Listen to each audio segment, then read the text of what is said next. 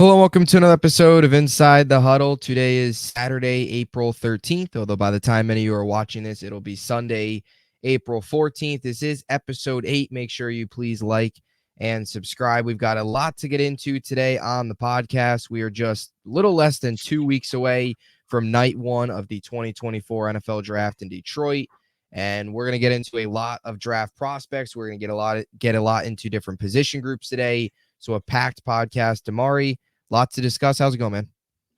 I'm doing pretty good. I'm very excited for this draft. And like you just said, we have a lot to get into. I feel like there's been a few spoilers a few days ago, Adam Schefter and just Twitter as whole is the new sports news. Yeah. So let's get into our prospects. I think that's what we're starting off with. So I'm excited.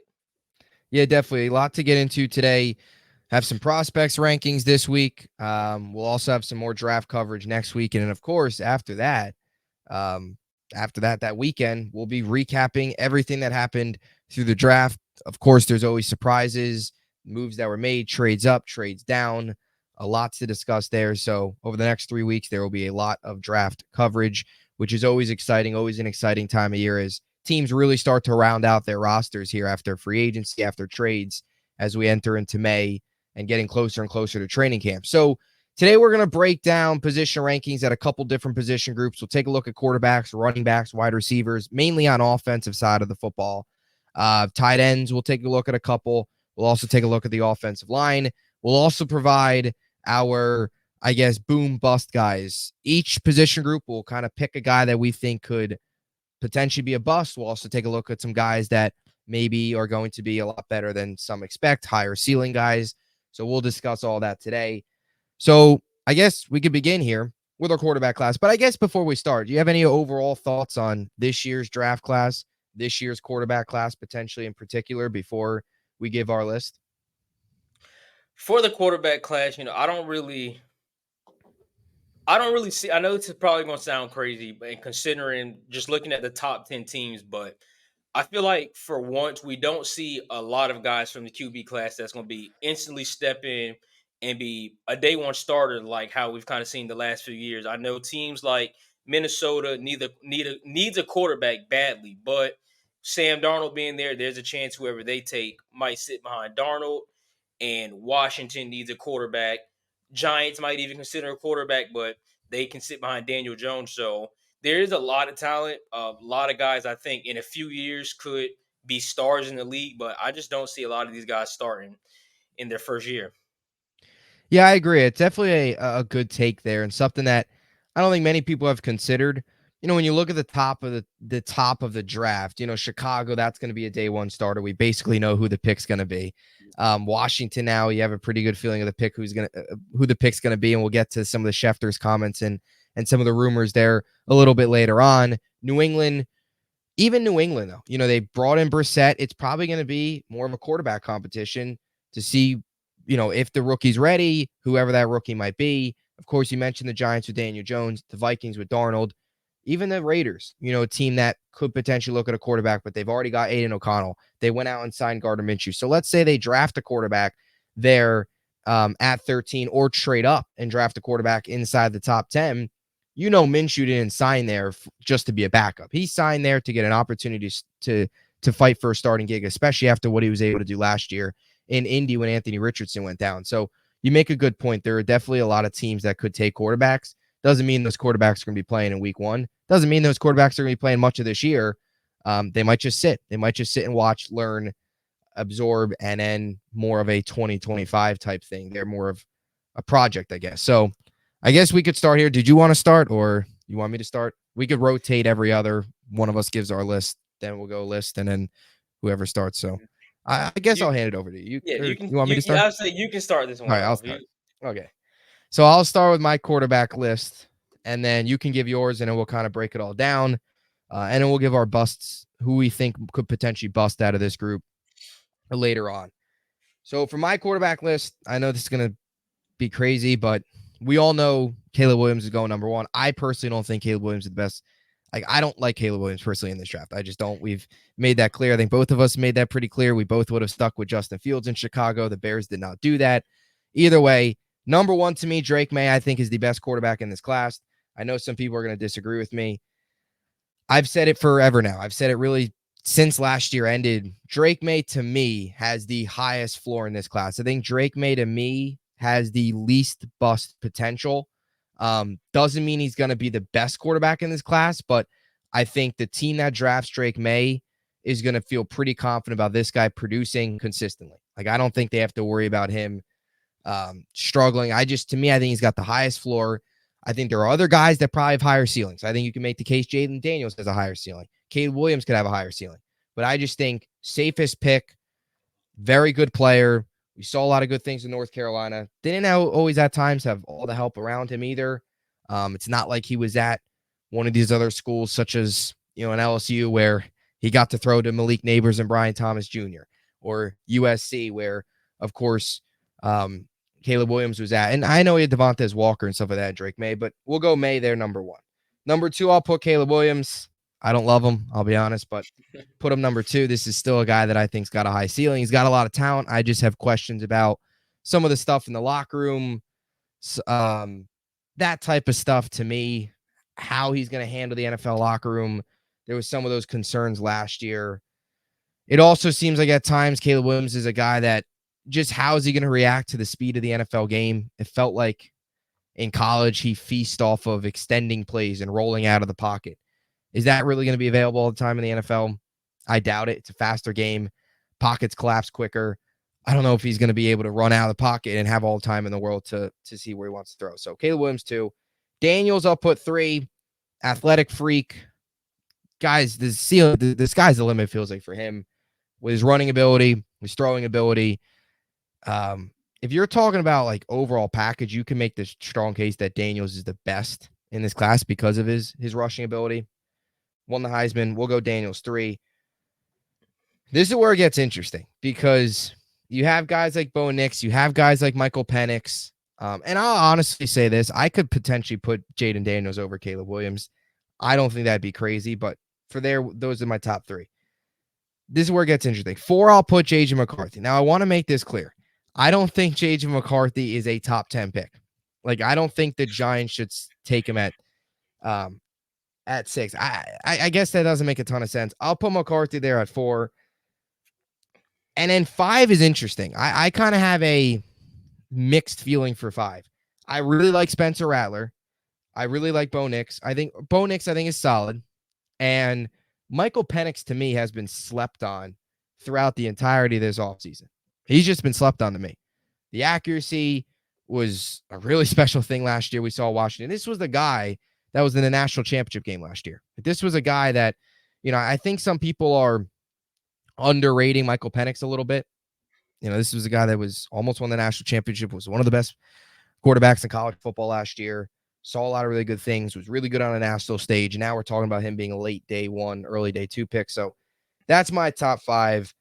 I guess I'll go 1 May, 2 Williams, 3 Daniels, 4 McCarthy. I guess I'll put Penix there at 5. You could probably flip Penix and McCarthy, put Penix 4, McCarthy 5, or Nix as well. Athletic ability, you could probably make the argument that Penix, that's what separates maybe Penix and Nix. Then again, those are also 2 guys that have been in college football forever. So that does have some impact on it. But that's my top 5. What is your top 5? I know I guess what are your thoughts on that? I know there's some question. After top 3, it gets kind of crazy, and you might click off the video after hearing that. I'll be honest, but it's interesting. It's an interesting class. You can make a strong case for those final 2 spots. In my eyes, you can make a strong case for 4 guys in those final 2 spots. And I guess I'll say this: Penix, Nix, both higher floors than McCarthy. McCarthy, I think you can make the case, has the lowest floor in this draft. So he's very unpredictable. You really don't know what you're going to get out of him. The hype is very eerily similar to Zach Wilson. You see all the combine throws, you see all the offseason stuff. Now, all of a sudden, he's a top 5 pick when just 2 months ago he was in the 2nd round. So what are your thoughts? And, of course, your top 5 as well. I think I'm going to go with my top 5, and then we can come together for thoughts. Sounds good. Well, I'm going to start with, I'm gonna go Caleb Williams number one for me. I know we both, and this might contradict, but I do think Chicago should have stuck with Justin Fields. But I also still do think Caleb Williams is obviously the right choice if they are, since they are starting Mhm. fresh at quarterback. And I know you say you're not a big fan of Caleb Williams and a lot of, kind of the off the field things and, certain things with his character. But kind of just looking back at USC, his Heisman year and even this year, I mean, it's hard. It's hard to not say he's special. Yeah. I mean, we're talking about, he was phenomenal when he won the Heisman. And this year that just passed, I mean, you're still putting up between 45 and 50 points a game. And he was doing his part, but it wasn't his fault that his defense couldn't stop a nosebleed. Mhm. So I'm not all in for Caleb Williams. Like, I don't love Caleb Williams, but I do think he's the best quarterback prospect. Just like I said, looking back at it, Lincoln Riley has known to just choke when it comes to getting the job done in big games. Mhm. And Caleb Williams did all he can do. I mean, looking back 2 years, you go and you put up 45 against Tulane in the Cotton Bowl, and your defense again chokes. And just many times watching Caleb Williams, you see how special he can be. And I think if he had a defense that was obviously better, there's a Yeah. chance he probably would have won a national championship.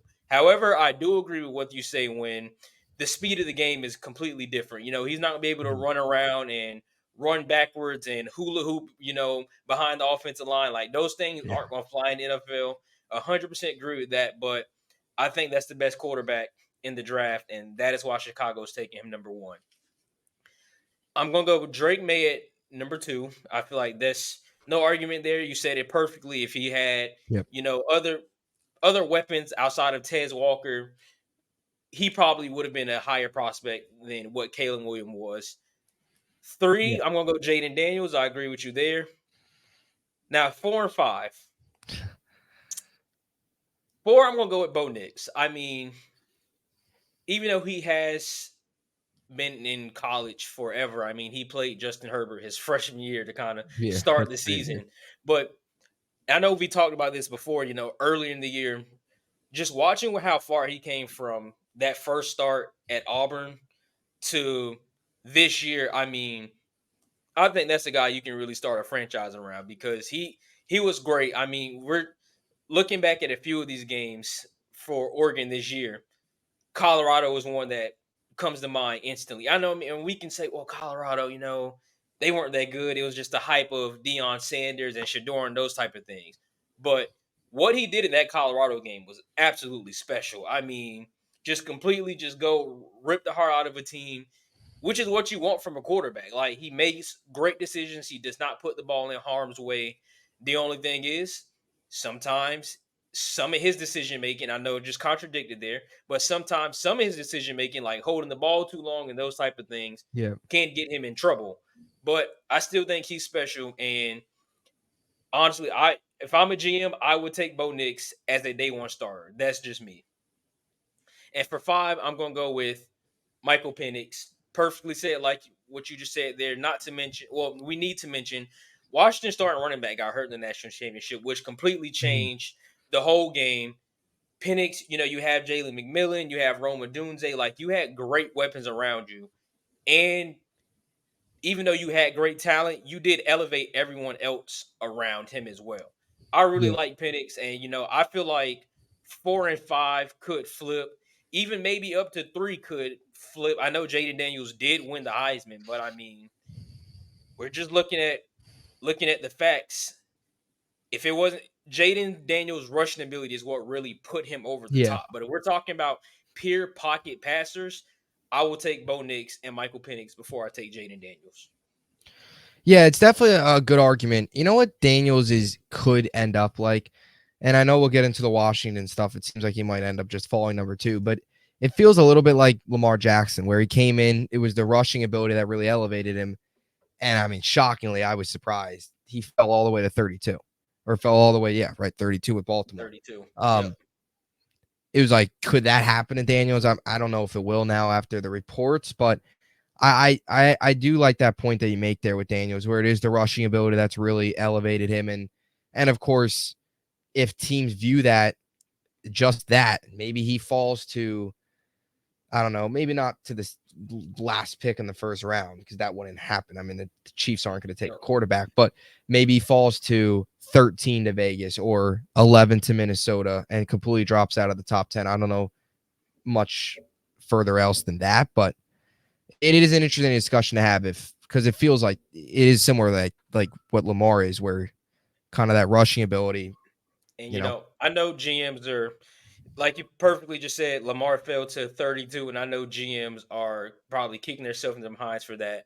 Yeah. But Oh yeah. just you know, I don't know. I just don't know how, as a GM, you watch Lamar Jackson put up 63 points on number two Florida State, and you're just like, no, that's that's not a guy we want Yeah. as our quarterback.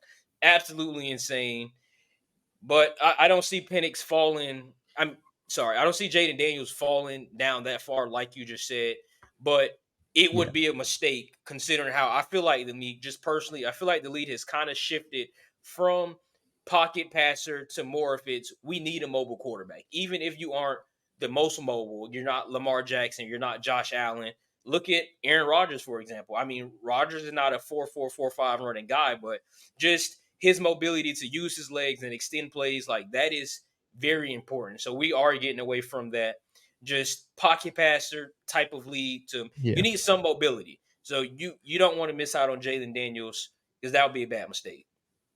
Yeah, I agree. The mobility is huge these days. Athleticism at the quarterback position is huge.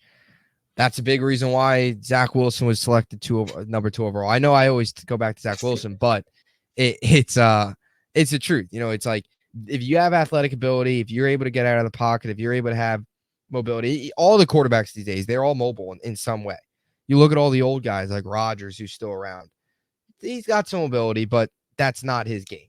You know, that's his game is Yeah. more of, and he's made some great throws rolling out of the pocket, of course, but he's not a Lamar. He's not a one of these guys, not definitely not a Jaden Daniels. So yeah, it'll be interesting to see how GMs evaluate that. But going back to that 2018 draft classes, it's crazy. They were, Yes. I mean, Darnold, Baker Mayfield, Josh Rosen. Rosen, yes.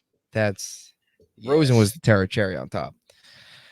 Um, so those are the top 5. You have one bust or a couple, I Yes. guess.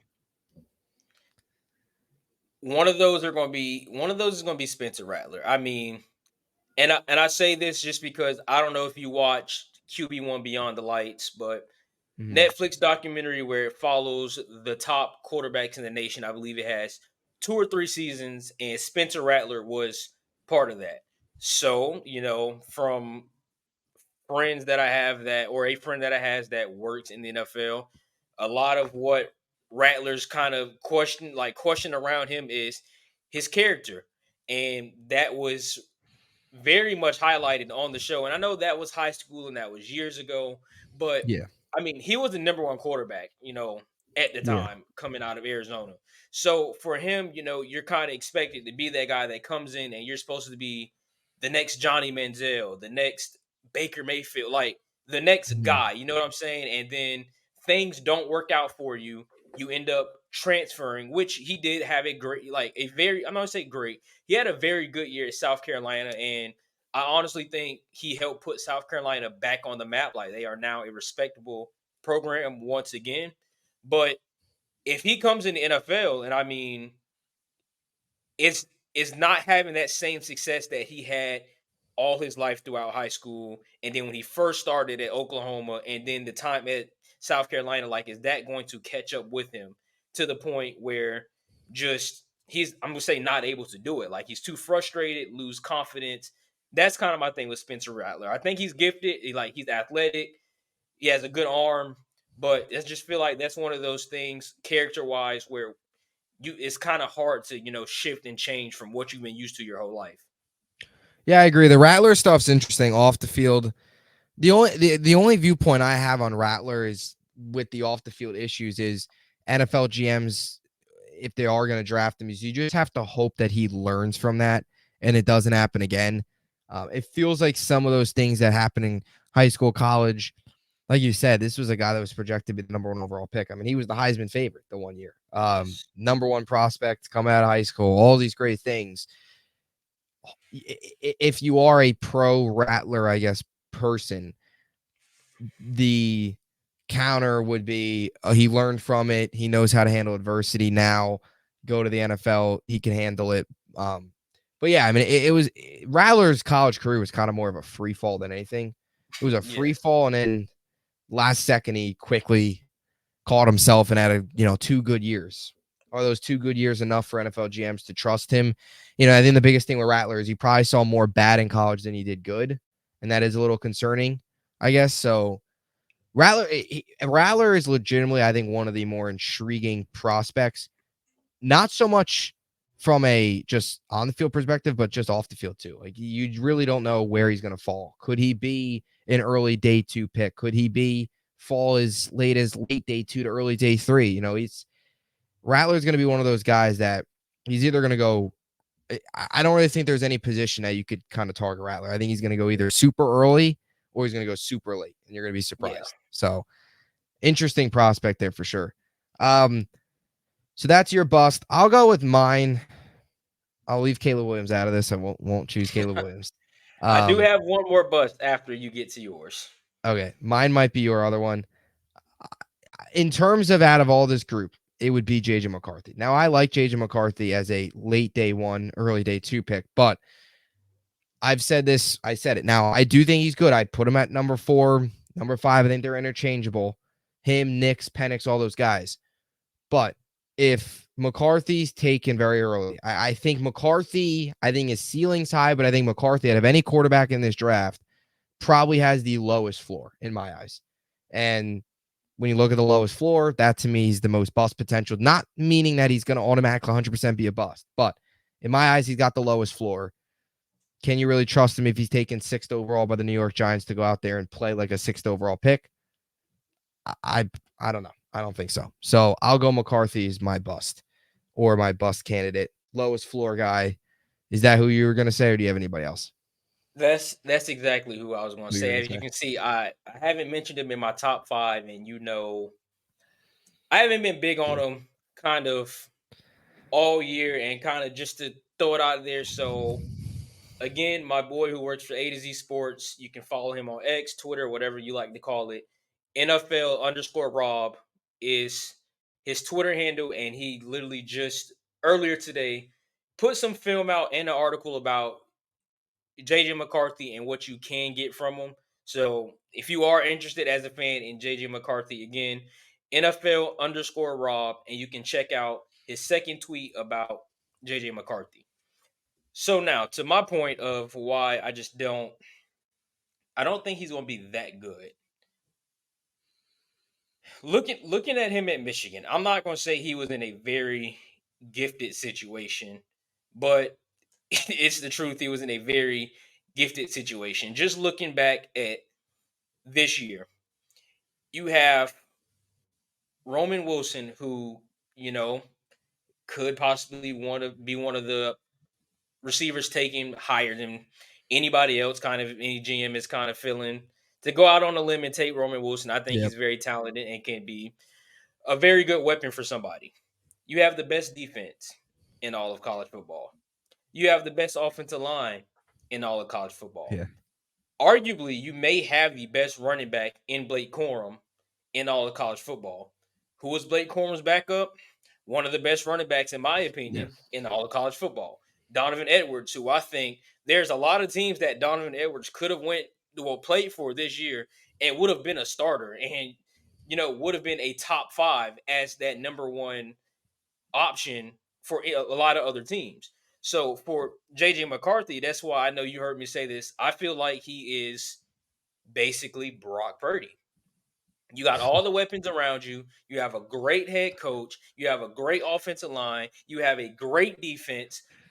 And I know it does. It's going to sound crazy because as a system quarterback or a system quarterback, elite quarterback, a game changer, it doesn't matter. Like you do have to make the right decisions and don't put your team in bad situations. But I just feel like he really did not have to do much. It was like everything you had the best of everything, at Michigan. I mean, you played in front of 110,000 fans. Like everything that you possibly needed to be successful, you had it. I don't remember him facing any adversity whatsoever. I know I sound like a crazy hater right now, but I Yeah. just the NFL is not going to be that. You're not going to have the best O Yeah. line. You're not going to have, the greatest weapons around you. You might not have a great coach, a great offensive coordinator, a great quarterback coach. Like something's going to go wrong. So, kind of just looking at the other list of quarterbacks who we've all named, a lot of them had a lot of adversity that they dealt with Yeah. during college. JJ McCarthy has not had that whatsoever. He's been very gifted, very fortunate to play at Michigan, and I would not take him to be my franchise quarterback, especially within the top 10. I would not do Yeah. The Brock Purdy truthers it. are Shaking. yeah, the system quarterback, game manager, Brock Purdy, the game Yes. manager. um, yeah. The McCarthy stuff's interesting. Like we said, it's he's either gonna things are gonna go. There's really not gonna be much in between. I think with McCarthy, it's either going to be a really good quarterback, or it's gonna blow up in a team's face, and it's gonna be turned into a situation where 2-3 years from now, you know, you're not going to be able to get him for anything. It's going to turn into one of the 2021 quarterbacks where it's a Fields, a Mac Jones, somebody like that you thought was going to be really, really good. And then you have to trade those guys for nothing at all. So it feels like that could happen. Of course, Zach as well could happen to McCarthy. Although I think Fields isn't as bad as people think, but different story, different day. So those are our quarterbacks. Now I guess we can move on here to running back or wide receiver and then tackles. And then we could quickly touch upon the running backs and the tight ends. We'll go here wide receiver. Since I went first last time, I'll rotate it over to you. Who do you got for your top receivers? I think 1, 2, and 3 are obvious. Marvin Harrison Jr., Malik Neighbors, Roma Dunze. And you can say 4, Brian Thomas Jr. I think those are the obvious there. At 5, I got the 2 Texas guys, Adonai Mitchell Yeah. and Xavier Worthy, who had great combines that really helped, boost their draft stock. But I got a few honorable mentions in here. I got Javon Baker from UCF, who I really liked, who I feel like is very athletic and can instantly just step in and be, more of a slot receiver. I feel like he would be if for whoever takes him, just for the kind of the speed that he offers. And then I'm gonna go Xavier Legette out of South Carolina. I really like him as well. And I feel like this list can change, but that's gonna be the top 5 I got. You can say top 7 with the honorable mentions, but this is a very deep receiver class. Yeah, this class it's awesome. This is an awesome receiver class. You even go to the later rounds. You've still got guys like Brendan Rice, Jalen McMillan, Jalen Polk, Malachi Corley. We've talked about Ricky Pearsall, even Johnny Wilson, of course. Uh, hey, the Luke McCaffrey people out there, So it's Jamari Thrasher from yeah, Louisville is yeah, going to be special. I yeah, I another really guy. see it going to be special. Yeah. Jermaine Burton, you mentioned Thrasher. Even Malik Washington's another guy out Mhm. of Virginia. To me, he's kind of like a do-it-all guy. I don't know if I would just label him as a weapon, but he's do-it-all. Sort of gives you, I guess, sort of like a Cordell Patterson vibes where he can do a little bit Gadget of guy. everything. Yeah. Yeah, exactly. Yep. Yeah. I really like him. I think he's potentially a mid to late day 3, so he could be a really, really late steal. It's a loaded class. So I agree with you pretty much here on receivers. I don't really think there's much debate. Top 3, Marvin Harrison Jr. look to follow in his dad's footsteps. Malik Neighbors.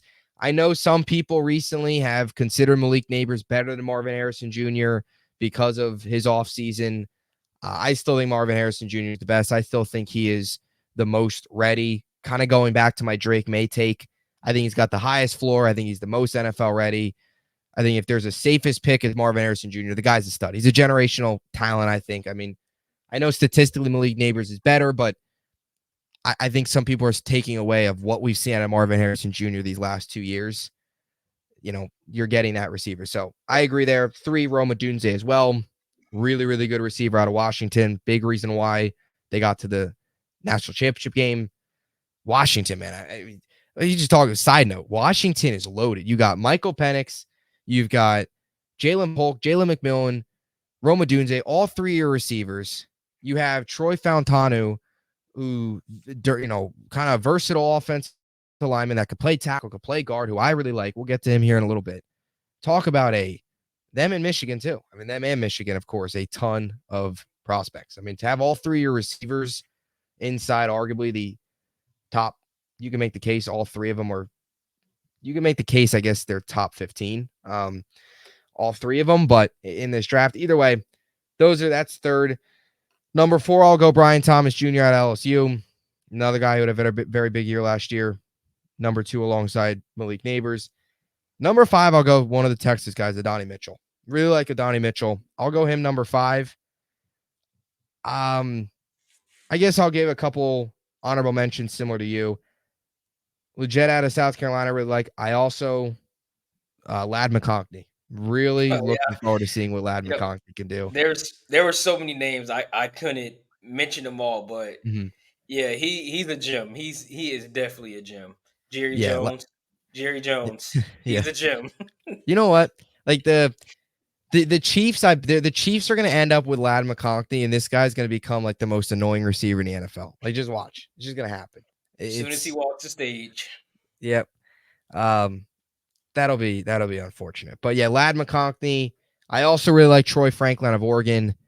Really like Roman Wilson. And we're all in the Ricky Pearsall train. Ricky Pearsall, to me, might be the most you can make the case, I think he's one of the more underrated prospects in this draft. Really like Ricky Pearsall. So those are kind of my honorable mentions, but my top 5, Marvin Harrison Jr., Malik Neighbors, Roma Dunze, no real debate there. Brian Thomas Jr., number 4.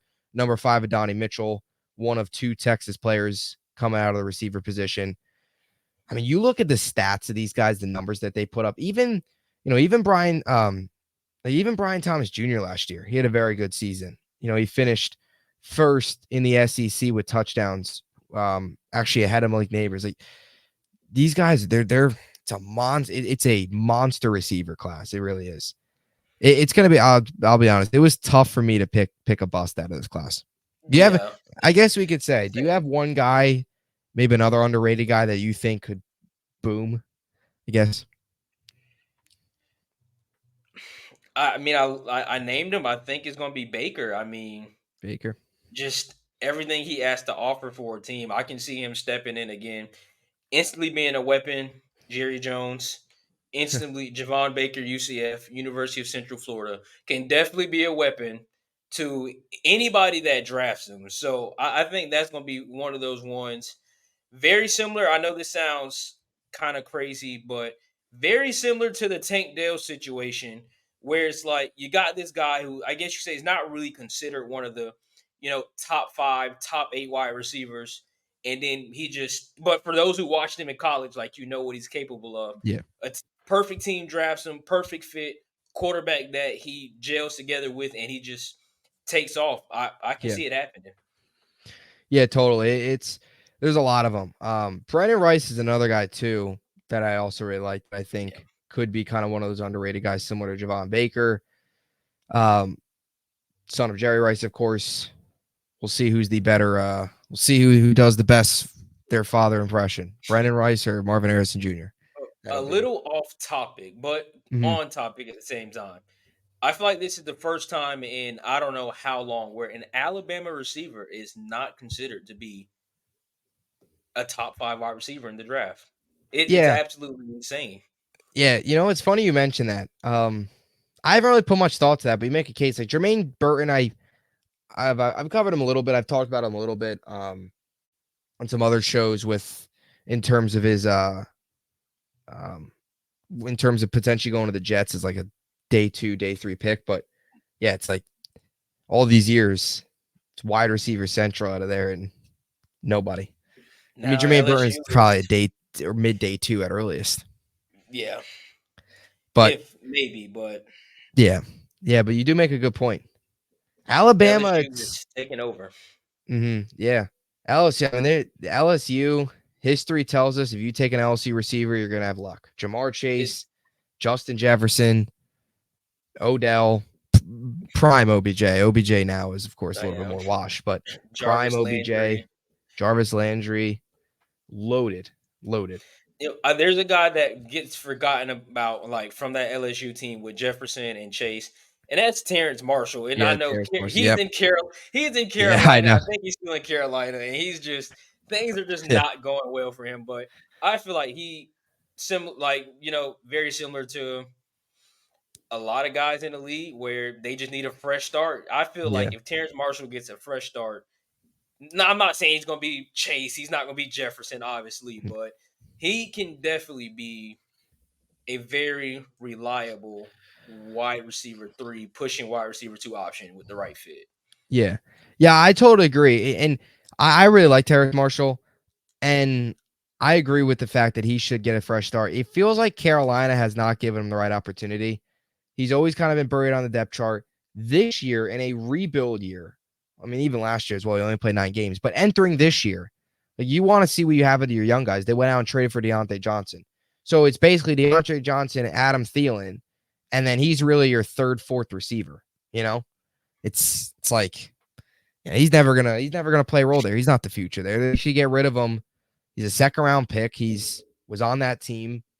Kind of got forgotten about, of course, but he's a guy I really like coming out of college. Yeah, Um, he if was he got more special. opportunities, more playing time, and didn't play for a dysfunctional franchise like Carolina, which we'll see. We'll see Bryce Young here soon suffer from that dysfunction. David Tepper, soon David Tepper will be out there running routes. We'll have another earthquake here in Jersey if that happens. Oh, oh But man. do you have any busts from this class? Because it's tough to pick about. I'll be honest, it's tough. It is tough. The only one I probably might say, and I don't really feel confident in saying this one, but it's Johnny Wilson. There could be a situation where it doesn't work out and they end up moving him to tight end, kind of like a Kelvin Benjamin situation. Not saying he's going to gain 30 pounds when he gets to the league, but kind of how we talked about before, where he can struggle with drops and struggle with separation. Kind of letting guys get under his shoulder pads. Obviously, he's going to have the best of the best when it comes to coaching. But if there's one guy that I feel like might have the biggest opportunity, it's going to be him. Just so much hype around that 6'7" frame, and he's a fast guy, but doesn't mean that if you can't catch the ball consistently. Yeah, But Jamar Chase had, trouble catching the ball in preseason. Everyone thought it was the end of the world, and look how that worked out. So yeah, I'm not an expert at this. That's just my opinion. yeah, yeah. It's Johnny Wilson. I think is one of those guys, kind of with like a high ceiling, low floor, where he's freak athleticism, freak, size and all that stuff. But as remember you mentioned Calvin Benjamin. He's a Popeyes biscuit away from being a tight end. Remember Yes. that? Here we got him. We got the Popeyes biscuits here. Johnny Yeah. Wilson and Kelvin Benjamin's biggest fear, a Popeyes Oh biscuit. man. We are a Popeyes biscuit away from being a tight end. One of the greatest quotes I Yeah. think I've ever heard in my life. Incredible moment. That was Booger McFarland, I think, It right? was. He should have That's retired right what made there. it worse. That's Just what absolutely that made it worse. that was a perfect mic drop moment. Just Just mic drop. Leave. I really wish kind of when that happened, that's when athletes were, more likely to go on social media and clap back because I can just Yeah. imagine how Oh, that exchange would have been between the two of them. yeah. That would have been interesting. Yeah, just a Popeyes biscuit away. Oh man. Um Yeah, I agree with your Johnny Wilson take there. He's one of the more intriguing prospects, one of the more guys that there's really gonna be no in between there.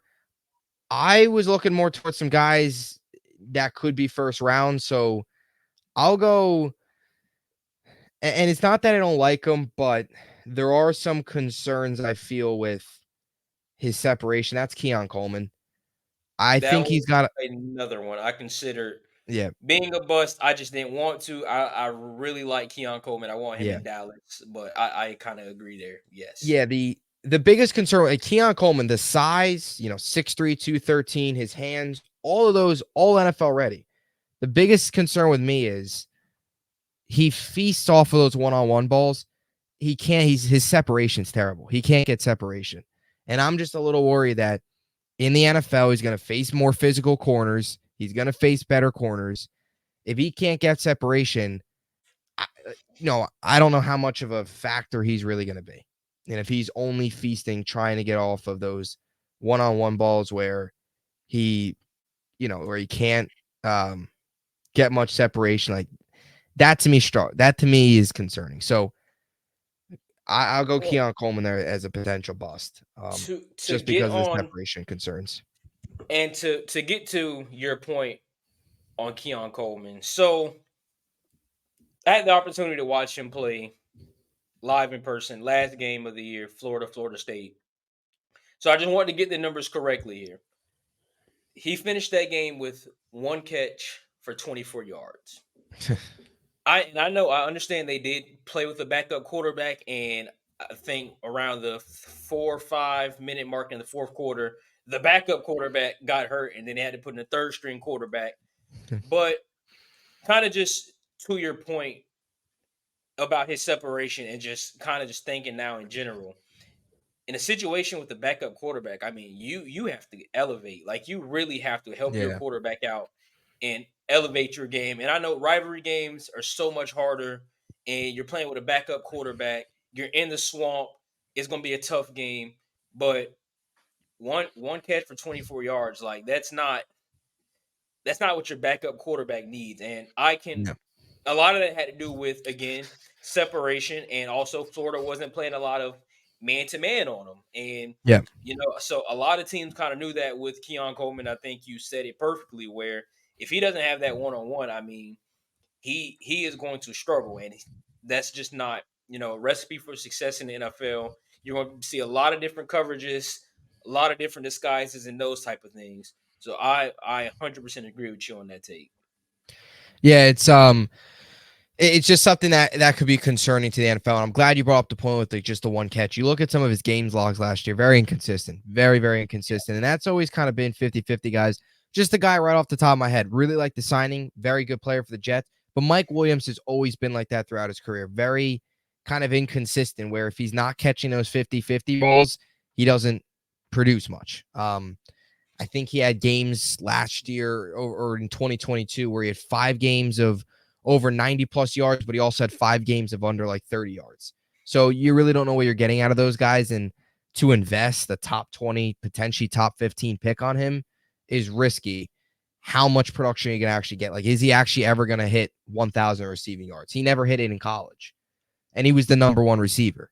So, of course, that's a little bit of a concern. And So, give or take, he did play at Michigan State before transferring. yeah, Not a great team when it comes to throwing the ball, especially with the running backs that they've produced out of there. yeah, But you say Mike Williams, very similar. I see Michael Gallup, and it's tomato tomato, and like not even trying to be funny in this situation, but very similar. Where it's a guy where he needs that one-on-one coverage yep, in order to run by you, but he's not always going to run by you. I mean, Gallup showed it this year where he had a yeah, very hard time beating press coverage, running past defenders. And if that jump ball is not going his way, he's going to have little to no effect on the game.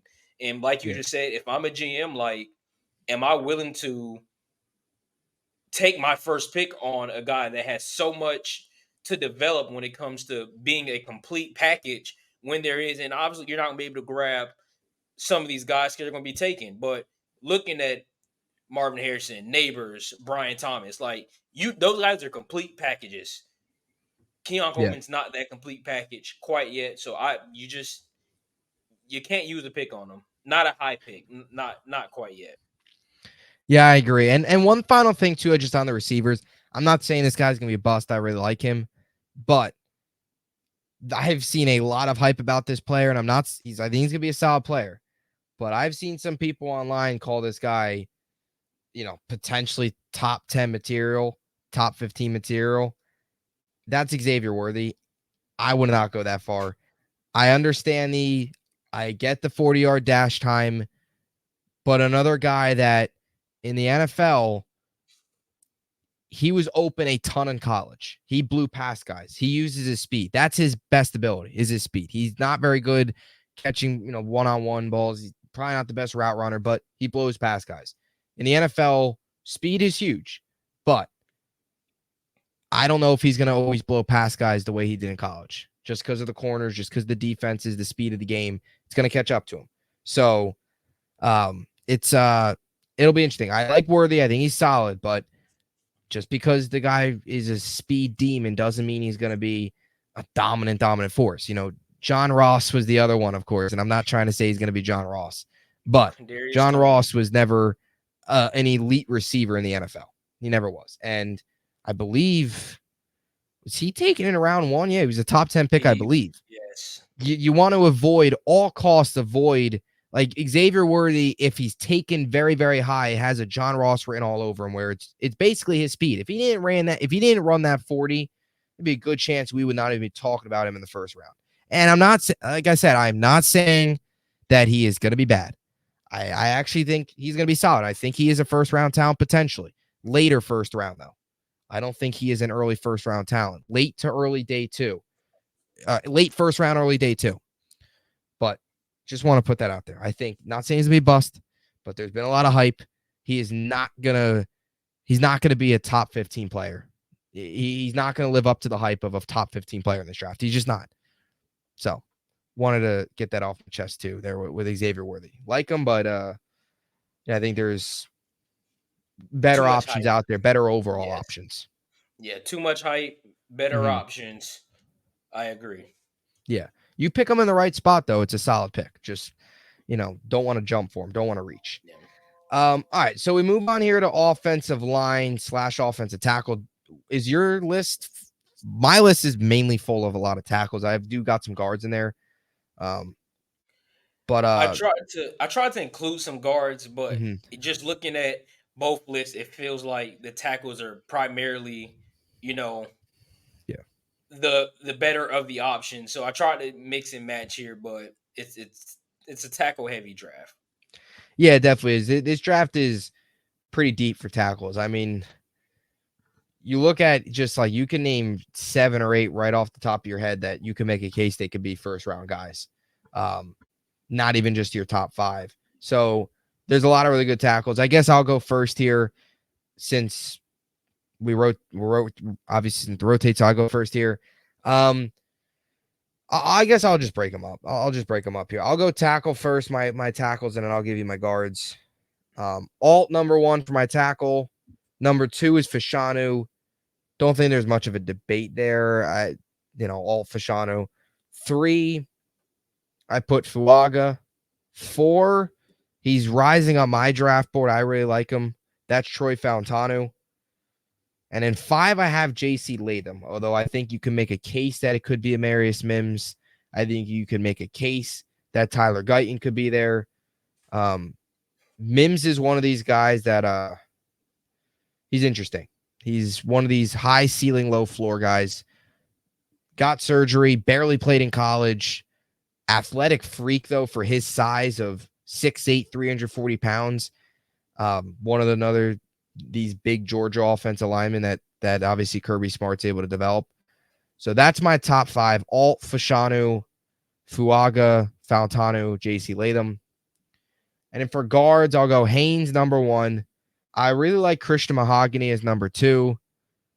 I'll go Cooper Beebe as 3. I'll go Javion Cohen 4. And then 5, I could go Zach Zinter. The only problem with Zach Zinter is he got surgery. So there's a good chance he misses a good chunk of this year, which hurt his grade. But I'll still put him at 5. I guess if you want somebody that's healthy, Mason McCormick out of South Dakota State's a guy that I've seen a little bit of over highlights and tape. So those are my top 5 tackles, guards, offensive linemen. What do you got? So I actually lied. I only included 1 inside offensive lineman, which is Jackson Powers Johnson, just because Dallas is possibly looking at him. But I've did all tackles, and your list is exactly mine, like down to the T. And I think again, because Dallas needs a center and tackles, so I kind of just went more tackle focused. So I think you hit it perfectly on your list of tackles. Yeah, I really like Jackson Powers Johnson. I'm glad you brought him up. I didn't even include the center, so I apologize for that. Yeah, Jackson Powers Johnson's a guy that I really like. And to be honest with you, Cedric Van Pran is another guy out of Georgia, Zach Frazier out of West Virginia, but I don't think there's much debate. I think he's like the unanimous number one, and it's really Yeah. everybody else behind him. Um, this has been fun offensive line class. I've been able to look at a lot of it because the Jets could potentially be in the market for offensive line. So looked at a lot of these guys. Even in the middle rounds, there's a couple guys that I think could be pieces, kind of developmental pieces. Do you have any guys that you think could bust, or do offensive line's interesting. Um, I guess I'll give you one if that's okay, because I Yeah. kind of have one.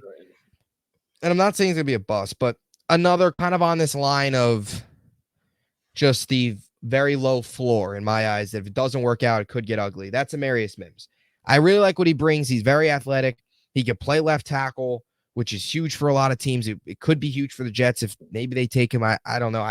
I doubt at this point that the Jets take an offense lineman. I think they're aiming more towards a Roma Dunze at 10 or trading back and maybe taking a Brian Thomas Jr. at like 15 or 13 with one of those quarterback needy teams behind them looking to go up. But Mims, I really like. I think he's a solid prospect, but he's had 2 major surgeries. He has barely played at Georgia. Very athletic, but the injury history, the lack of playing time at Georgia because he missed so much time. It's just if you throw him into a fire early, I think this is a guy that might need to sit a little bit and need some seasoning. If you throw him right into the fire, I think his development could kind of get messed up and could get ugly. So high ceiling. Sky's the limit for him. If he's healthy and he's playing well, beast. But he only played really 800 snaps last year. He barely played the year before that. I mean, this isn't a guy that's, unfortunately, hasn't seen much playing time. That's always a concern. So I'd say him. But other than that, I mean, like Joe Alt, Jackson Powers Johnson, like you mentioned, those guys they're all going to be really good. I don't think there's going to be many surprises from an offensive line perspective. I mean, how bad can you really be? Can't be much worse than Mekhi Becton. So We're talking about offensive linemen. I watched Chaz Green give up like 9 sacks yeah, a few years ago. Dallas and Atlanta. You'll be surprised. yeah, yeah. Yes. It's always interesting. I feel like the offensive lineman. I always try and give them the proper respect because I feel like the offensive lineman. There's always every sport has them, like has that position where you only talk about them when they're doing bad. So I try and give as much respect as I can to the offensive line, but yeah, I mean they're not always noticeable. They're not always the most noticed group, but they're very important, and that is why every draft there's always teams in the top 10 looking for offensive linemen. If you're good at an offensive lineman, you can make a pretty good living. I'd say that for sure. All right, so we'll move on here to running backs. Do you have a list of some guys that you like? Yeah, this class is also very deep. So I'm gonna go Jonathan Brooks at 1. I feel like we've seen so much more if he didn't get injured. Trey Benson at 2. Now 3 through honorable mentions is kind of where it gets interesting, and a lot of things can change. 3, I'm gonna go Braylon Allen. I mean, when has a Wisconsin running back not worked Yeah, out? that is true. Allen at 3, very gifted. Jalen Wright at 4, Blake Corum at 5. And then honorable mentions here, I have Will Shipley, Cody Schrader from Missouri, and Bucky Irvin. I don't have any bust. I don't see any of these guys kind of on that level of like generational talent or we need you to step in and instantly change a franchise. I feel like these are all guys that can step in and be a very solid 1-2 punch, whether they are the lead back or they are that second back coming in, kind of that change up back. I think all of them will be very good and have a very good career, but this is a deep class, definitely. Yeah, I totally agree. And the Jonathan Brooks injury is tough for him because he had a huge year last year. Had Yeah, over 1,100 yards and he missed some games. Of course, tore his ACL in that TCU game in November. He says he's ahead of schedule, so I don't think it'll impact his draft grade or his draft stock too much. But of course, running back coming off a torn ACL always something to keep an eye out for. So I agree there. I'll put Jonathan Brooks number 1. Number 2 for me, I really like Blake Corum. I really do. Arguably the best running back in college football, as you mentioned earlier in talking about J.J. McCarthy last year. Really like what he brought to the table, so I'll go Blake Corum at 2. 3 is tough. This is kind of, I agree with you. Like these next couple ones are tough. My list, I put Braylon Allen 3, and then I have Jalen Wright out of Tennessee 4. And then I'll throw Trey Benson at 5 from Florida State. And so we That's just basically switched 2 and 5. Yeah, pretty much. Yeah, Basically. Very not a bad similar list. lists. Yeah. I also really like I know this might sound crazy, but way down the list, Frank Gore Jr., another guy, see what he could do. Follows kind of a dart throw, like a mid-day 3 dart throw. Dylan Johnson out of Washington's another guy. Jace McClown out of Alabama's a later round pick, but could be an option for teams looking for running back late. So yeah, I mean, like you said though, Braylon Allen out of Wisconsin. I mean, Wisconsin running backs, it's you can always Never go trust them. wrong. Yeah, always automatically high floor guys, automatically. If But there's 3 things in life yeah, that's guaranteed, it's going to be death, yeah, taxes, yep, Wisconsin with a good running back. Honorable yeah, mention: LSU will give you a great wide receiver, like we mentioned earlier. You can't go wrong with the Wisconsin running back. Not at all. I mean, from what I can remember as of recent, Melvin Gordon is probably what you consider the worst of running backs, but he panned out. He had a pretty good career. yeah, yeah. Melvin Gordon was solid. Yeah, I can. I mean, what he had. He had I think one. Did he have like that 1,000 yard campaign? I think with the Yeah, Chargers. Um, went to Denver. He had a couple seasons over 900 yards. But yeah, you can always and rely on them.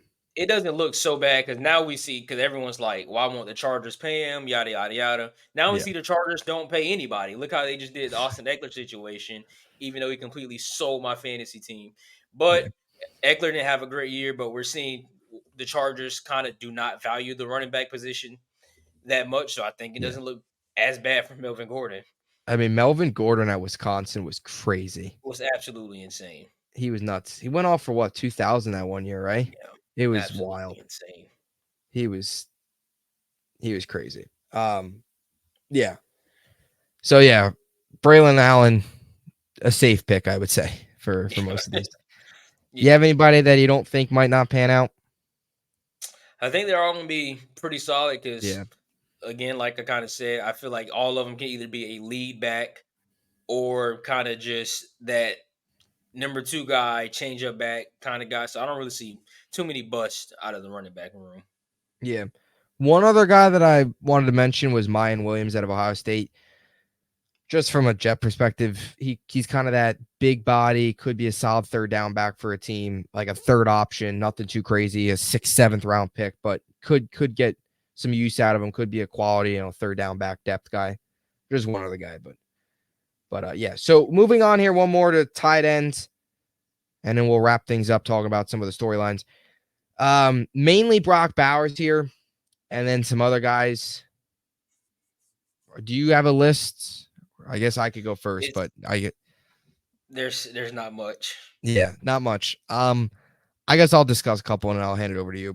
Brock Bowers, of course, is the number one. He's the biggest of this list or of this group. You have Tre'Davion Sanders uh, Jatavian Sanders, Tre'Davion, my bad. Jatavian Sanders from Texas.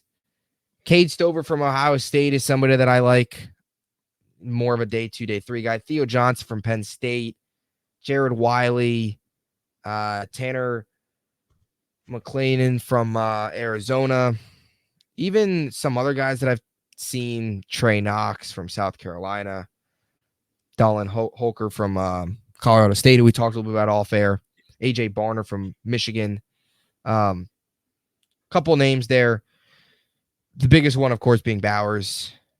I actually like Cade Stover, I'll be honest. I think he's solid. I think he's a good middle round pick.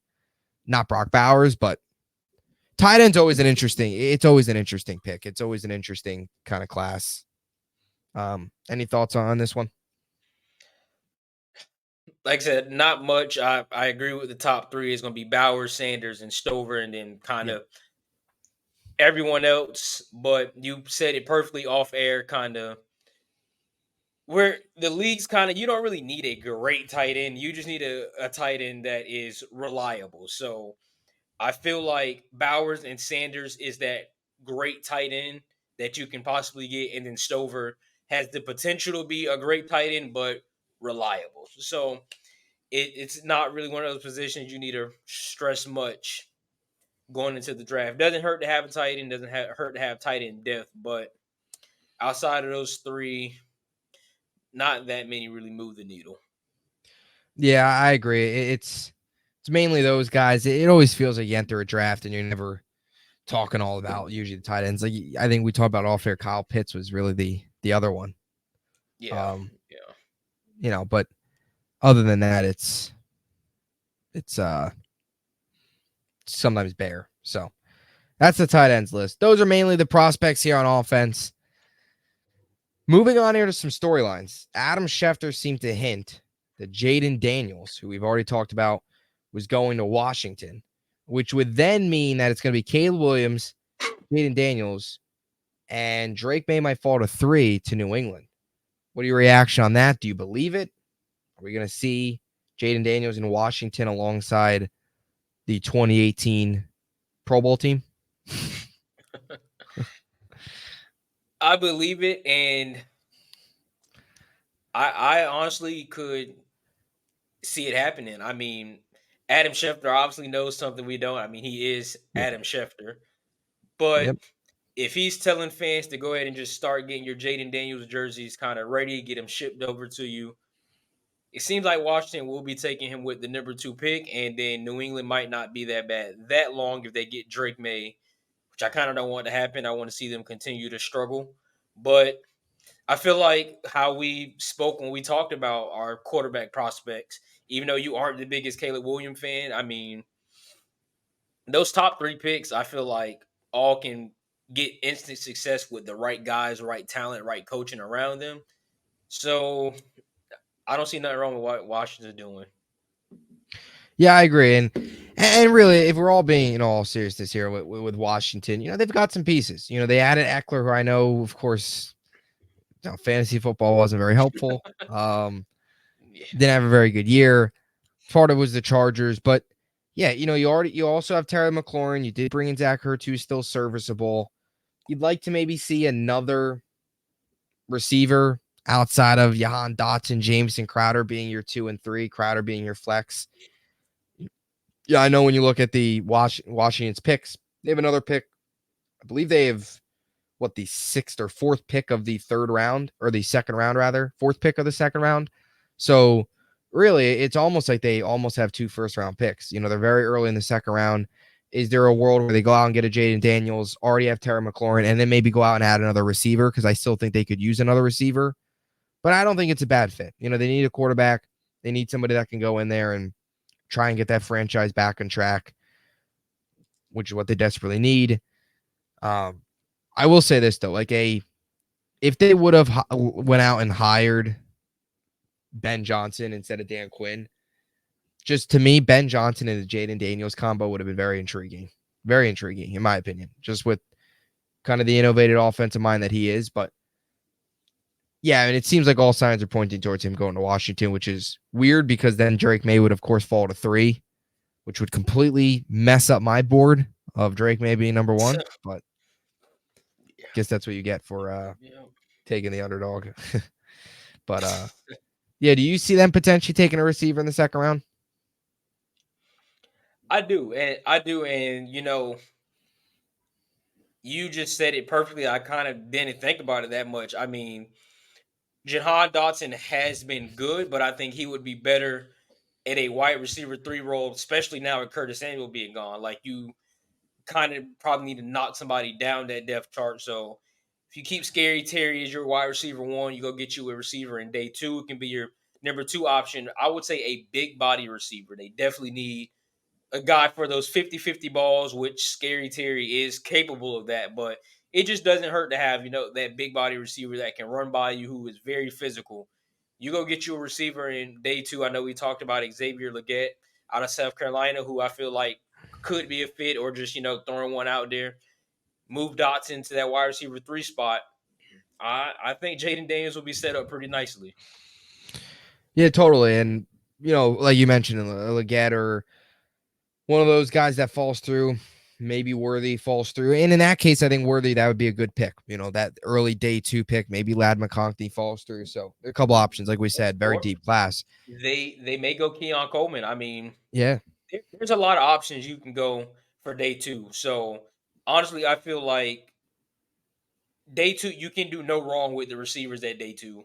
Maybe Yeah. even going midway through like round three as well. I just feel like there's so much talent, and we're kind of starting to see in the NFL now where it doesn't really matter. It's always been this way. It doesn't really matter where you're taking, when you're taking. You just got to show up and just Yeah. do you, and it's gonna work out if it's gonna work out. So that's one of those things for whoever they take. Yeah. It feels like the receivers this year in a way are to go almost like it's a safer pick in the second round because there's just so Yeah, many options. It might just be safer once the dust settles in the first round, you have that early second round pick in, which it might just be the safer option. Like you can't go wrong with any of them because you can make the case if there's four guys there, you can make the case all four of them could have been first round talent. So you feel comfortable taking them in the second round as opposed to in the first round. And of course, you're always going to have that conversation of if there's another Justin Jefferson situation where Jalen Rieger comes in 2.0 out of the middle of nowhere and, you know, yeah. somebody takes Jalen Rieger this year, reclassifies. But more receiver talk. Bills potentially trading up. I really intrigued to see what the Bills do.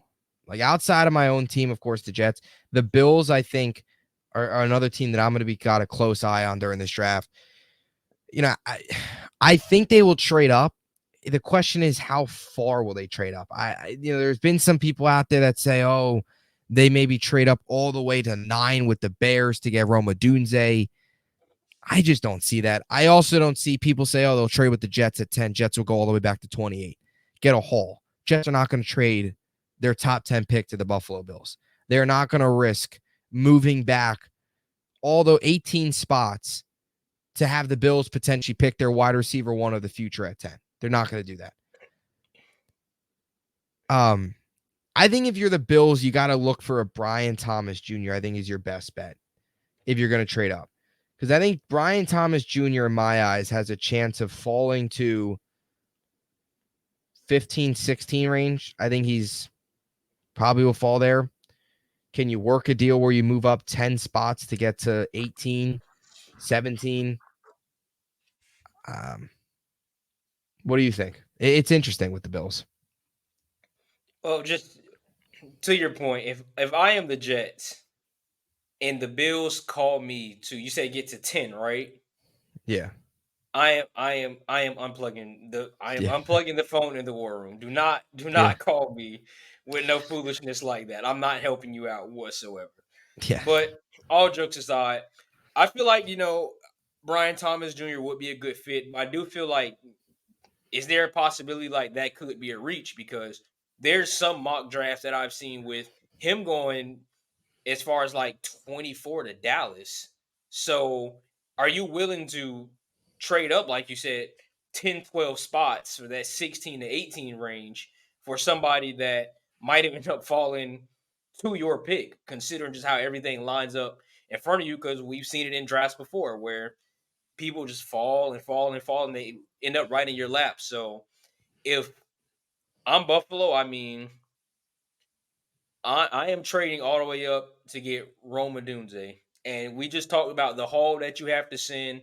But man, if I have to get to 9 for that pick, it's something I gotta give. I mean, you don't have Gabe Davis, you don't have Diggs anymore. Yeah. So I'm actually writing an article on it, like I told you off air.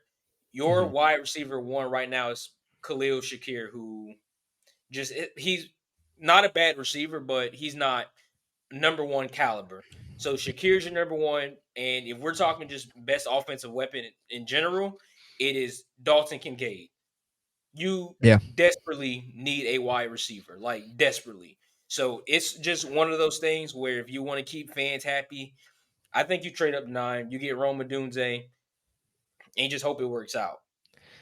Yeah, if you're a Bills fan, I'm just gonna tell you, for your own health, if you're a Bills fan talking yourself into Curtis Samuel and Khalil Shakir being your 1-2 punch next year, that's just coping. Stop it. Just stop doing that. Yeah. Just give up. It's not happening. Um, it'll be interesting to see if they trade all the way up to inside the top 10.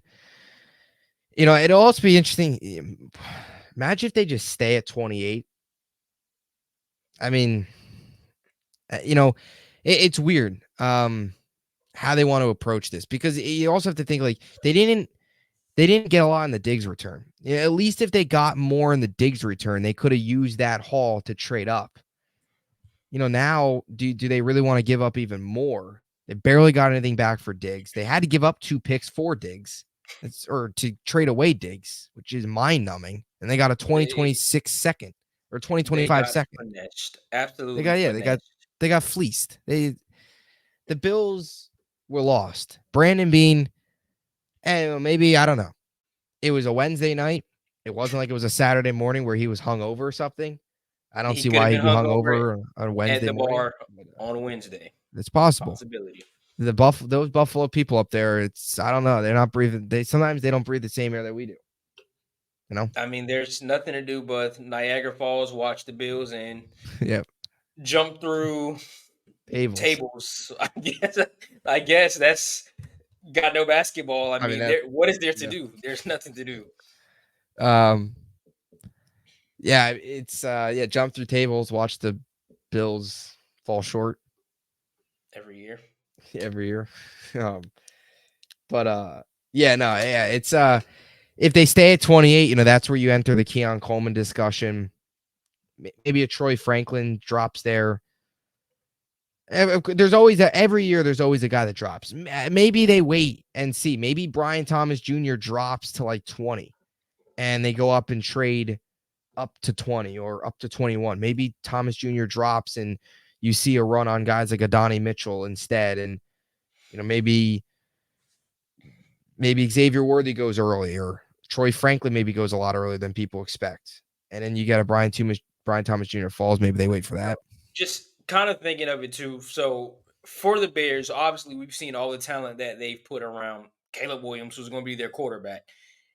With that ninth pick, you are obviously considering drafting somebody who will instantly step in and be a starter, be a game changer. Yeah, So if I'm Chicago, I don't want picks. I want a player with some picks. Respectfully, what does Buffalo have to offer? Like not much. on that roster? Because I mean, nobody's taking Von Miller with the contract that he has. Josh Allen's obviously untouchable. Chicago doesn't need a running back. So what are you, they don't have anything to offer. Like what I'm talking about player wise at least to get all the way up to 9. If Diggs was still on the team, which I know it obviously makes no sense. They would not trade Diggs whatsoever. But let's just say Gabe Davis. I feel like that's one of those things where you're just like, all right, we'll give you Gabe Davis and this, and that. Work with it. Like the Bills have nothing, and I mean absolutely nothing to offer for Chicago for that pick. I would not take anything if I'm Chicago. Yeah, I'm glad you mentioned Von Miller. He had 3 tackles last year. That 3? is just Yeah. 3. That is crazy to me. 3 tackles. I imagine. I mean, life is so easy for him. He doesn't do anything. It's being like, imagine being so bad at your job and just getting paid. Wasn't Just he like every hurt? I jet think he coach that was runs hurt. through here, he's stealing money. He was hurt though. I think he was hurt Yeah, for he was a probably. long time. I can't remember exactly how many games he missed, but still 3 tackles for the amount of money that he's making, which a lot of reason why the Bills have to clear up cap space and basically trade everybody away is because of his contract. Yeah. That is. they're falling apart. Yeah. Yeah, it's Yeah, they're in a tough spot. And then of course they took on all the dead money that trading Diggs, 31 million. 31 million, which I think was the highest in NFL history for a non-quarterback. So, That's they're in bad unfortunate. shape. Yeah. They're in really really bad shape. The way things are currently constructed with them. Um, of course they obviously losing their top two receivers. And we talked about it off air, and I know you're writing an article, but an off season for them, for a team that is supposed to still be all in. They got rid of their top two receivers. They didn't get anything back. They got rid of their top two safeties. They're stuck with $31 million in dead cap with Diggs, giving Von Miller all this money. You would think out of all what went wrong for Buffalo, you would think they would at least have another first round pick or an early second round pick. You know, with all this, All you think they would have eyes, something better to try and build this thing back up. all eyes are on Josh Allen this year. I mean, Yeah. and like we said off air, this is a huge sector of my article. I hope to get published tomorrow. But I think this is the year for him to really show exactly who he is. I mean, you've been fortunate enough to have Gabe Davis and Stephon Diggs. You had Emmanuel Sanders there. I know it was the later portion of his career, but was still a factor Yeah. for Bill's team. So now, I mean, we just seen Patrick Mahomes win the Super Bowl with Travis Kelsey, and I know Rasheed Rice came along at the end. So basically, what Mm-hmm. I'm trying to say is, if you're elite, your job is to elevate the talent around you. So, Mr. Yep. Josh Allen, you are elite, as they say. Some people still believe you are the best quarterback in football.